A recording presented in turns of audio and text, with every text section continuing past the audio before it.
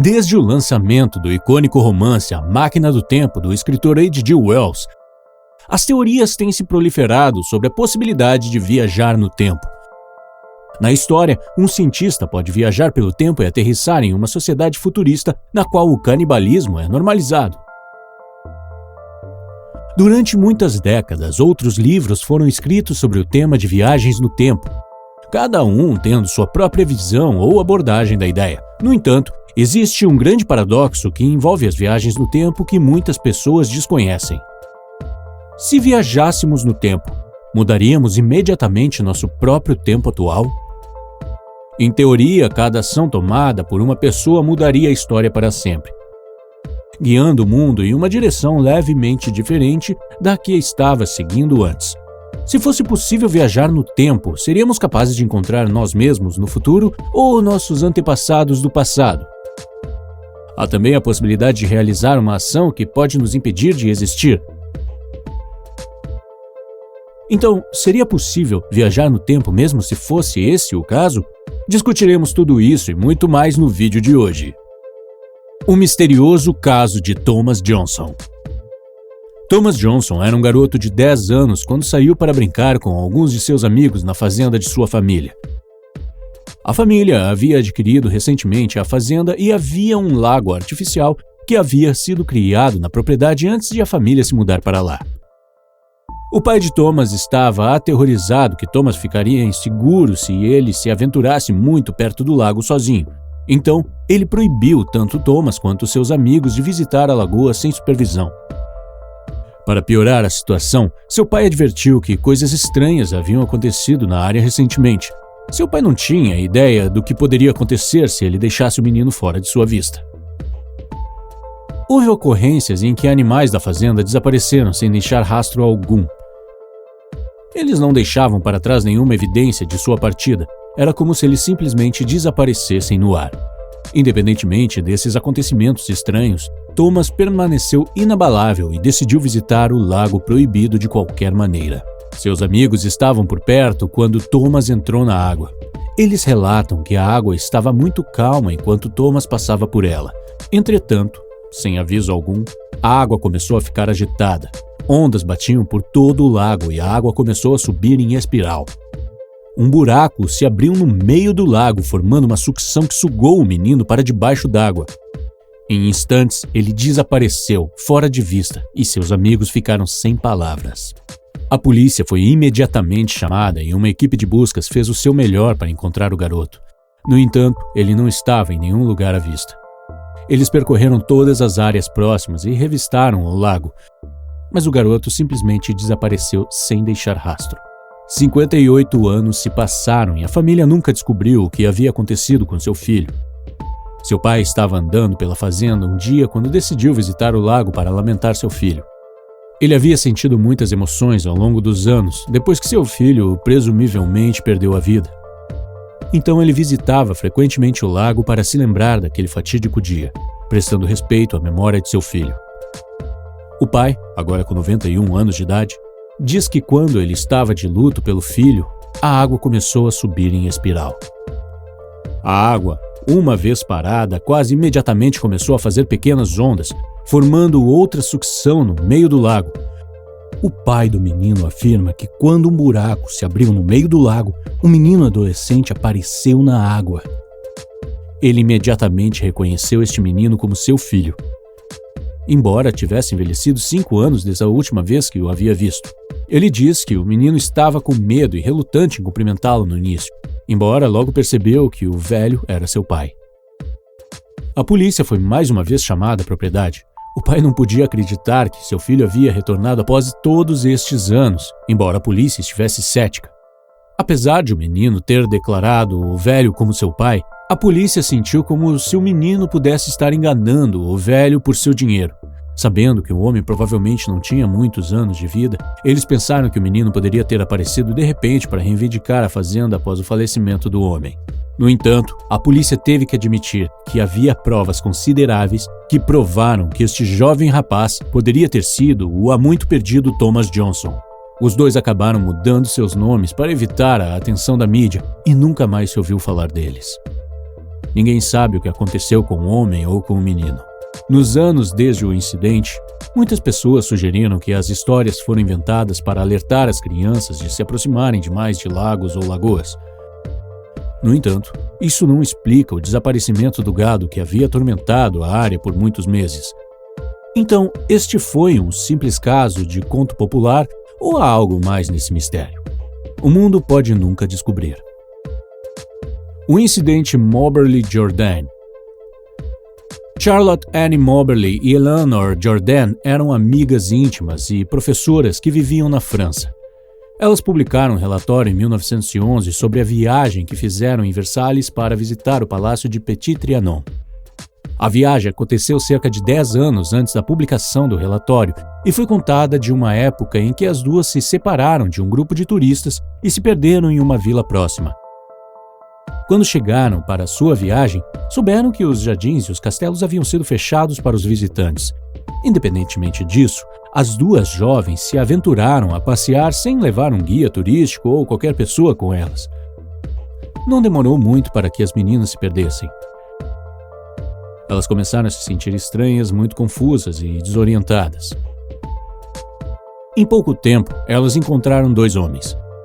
Os homens instruíram as mulheres a seguir em frente e continuar o seu caminho. Parecia que elas tinham conseguido se aventurar na propriedade privada. No entanto, as mulheres lembraram que os homens estavam vestidos de maneira muito estranha. Um dos homens tinha cicatrizes cobrindo seu rosto e parecia estar vestido com um uniforme tradicional do século XVIII. Elas lembraram que ambos os homens tinham um carisma estranho e que as mulheres começaram a se sentir um pouco assustadas. Foi então que Charlotte Moberly viu uma mulher à distância. Ela identificou essa mulher como Maria Antonieta, a última rainha da França. Maria estava relaxando em um jardim próximo, o que provavelmente explica por que estes 2 homens se aproximaram das mulheres tão repentinamente. Eles estavam encarregados de proteger a rainha. O que é incrivelmente chocante neste caso é que Maria Antonieta faleceu em 1792, após ter sido guilhotinada. Para fornecer um pouco de história, Maria foi uma das rainhas mais controversas de seu tempo. Ela esteve no poder entre 1774 e 1792. Ela havia se envolvido repetidamente em escândalos e era desprezada por muitas pessoas de sua nação. Ela havia se casado com o rei Luís XVI, embora tenha levado 8 anos para que os dois concebessem um filho. Quando Maria deu à luz, a nação logo alegou que a criança era ilegítima e que ela estava tendo um caso. Sua impopularidade também se infiltrou em seus esforços políticos, com muitas pessoas afirmando que ela era uma simpatizante das nações inimigas. Ela acabou sendo condenada por traição e deveria ser morta por uma guilhotina. Você pode imaginar como Charlotte e Eleanor devem ter ficado chocadas quando notaram a notória rainha na área comum próxima? As 2 mulheres continuaram seu caminho, esforçando-se muito para entender o que tinham acabado de ver. Elas entraram no castelo e se encontraram de novo na fila do seu grupo de turistas. Parecia que elas haviam se aventurado longe do grupo e, de alguma forma, foram transportadas mais de 100 anos atrás do tempo.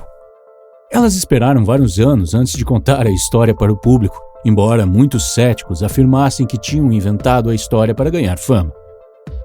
No entanto, as mulheres insistem que estavam dizendo a verdade. Outros céticos acreditam nas mulheres, embora afirmem que as mulheres podem ter sido enganadas por um grupo de pessoas disfarçadas. Se tivesse havido um evento naquele dia, isso explicaria porque os homens estavam vestidos como guardas e uma mulher vestida como Maria Antonieta foi vista em um jardim próximo. Ninguém foi capaz de confirmar ou negar essa teoria, e as mulheres acreditam firmemente que viajaram no tempo. O caso de Victor Godard. Um homem chamado de Victor Godard trabalhou como piloto militar e oficial da Força Aérea para a Marinha e Força Aérea Britânica entre 1910 e 1951. Victor era altamente respeitado e muito apreciado dentro da sua comunidade e negócios. Nos últimos anos de sua carreira, Victor se mostrou digno de receber o título de Marechal do Ar, lhe permitindo comandar um esquadrão de bombardeiros na infame guerra contra o Japão. Apenas alguns anos depois, em 1946, ele se tornou representante tanto da Força Aérea Real Britânica baseada nos Estados Unidos, quanto o chefe da Escola de Aviação de Cranfield. Victor nasceu em Londres e esteve envolvido tanto na Primeira como na Segunda Guerra Mundial. Além dessas guerras, ele esteve envolvido em diversas batalhas e combates ao longo dos anos. Portanto, era um veterano de guerra e altamente experiente. No entanto, em 1951, ele escreveu um artigo para o Saturday Evening Post, que contava a história de uma época em que ele acreditava ter viajado através do tempo enquanto trabalhava em uma missão. Victor contou a história de um voo que ocorreu em 1935. Ele diz que estava voando em um bombardeiro leve Hawker Hart enquanto viajava sobre o aeródromo de Edimburgo. Sem aviso prévio, ele foi surpreendido por uma violenta tempestade. A tempestade sacudiu a aeronave e fez Victor temer por sua vida. No entanto, ele manteve a sua perspicácia e conseguiu manobrar durante a tempestade. Entretanto, ao passar por uma série de nuvens chuvosas, ele afirma que viajou no tempo até o ano de 1939. Ele diz que enquanto viajava, notou novos aviões amarelos brilhantes abaixo dele. Isto é notável porque aviões desta cor não estavam em uso pela Força Aérea Real nesta época. Também é importante mencionar que, na época do voo de Victor, o uniforme padrão para os trabalhadores do aeródromo era um macacão marrom. No entanto, as pessoas nesta base estavam todas usando macacões azuis. Além disso, a base sobre a qual ele vinha viajando havia sido fechada por muitos anos. Entretanto, quando ele passou por cima neste voo, os edifícios pareciam como novos. Estavam todos muito bem conservados e não pareciam degradados ou abandonados como estavam na época em que Victor estava servindo. Todos os hangares pareciam estar novos em folha e os alojamentos pareciam mais bonitos do que Victor jamais os havia visto anteriormente. De toda forma, Victor ficou chocado e confuso com o que estava vendo. As reportagens variam entre os jornalistas, mas parece que Victor logo foi surpreendido por uma outra tempestade. Ele continuou através da tempestade, como tinha feito momentos antes, e quando chegou ao outro lado, já estava de volta à sua época em 1935. Os edifícios estavam mais uma vez abandonados, os alojamentos estavam em ruínas e os hangares estavam destruídos. Ele pousou, mas não contou a ninguém o que tinha visto por mais de uma década e meia. No entanto, é aqui que o caso de Victor toma um rumo estranho. Embora o voo de Victor tenha ocorrido em 1935, seriam mais 4 anos até que o aeródromo tivesse os fundos para realizar a reforma completa. Durante a reforma, eles decidiram trazer o edifício de volta à sua antiga glória, reparando os hangares desgastados e limpando a base e seus alojamentos. Após a conclusão da construção, a base parecia idêntica à forma como ele havia visto em sua visão, apenas 4 anos antes. Para levar as coisas um passo adiante, a base também começou a usar aviões amarelos nessa mesma época, provando ainda mais que Victor provavelmente poderia ter viajado através do tempo naquela noite fatídica. É possível que Victor tenha realmente caído 4 anos no futuro, ou isso foi apenas uma reivindicação para chamar a atenção após sua aposentadoria? Após Victor ter deixado o trabalho, ele começou a viajar pelo mundo para fazer discursos sobre sua experiência, assim como falar publicamente sobre ocorrências paranormais e a possibilidade de OVNIs. Até hoje, não sabemos se Victor estava dizendo a verdade ou se esta história tinha sido meramente inventada. Entretanto, Victor manteve ao longo de sua vida que essa história era completamente verdadeira. O que ele vivenciou naquele dia permanece completamente inexplicado.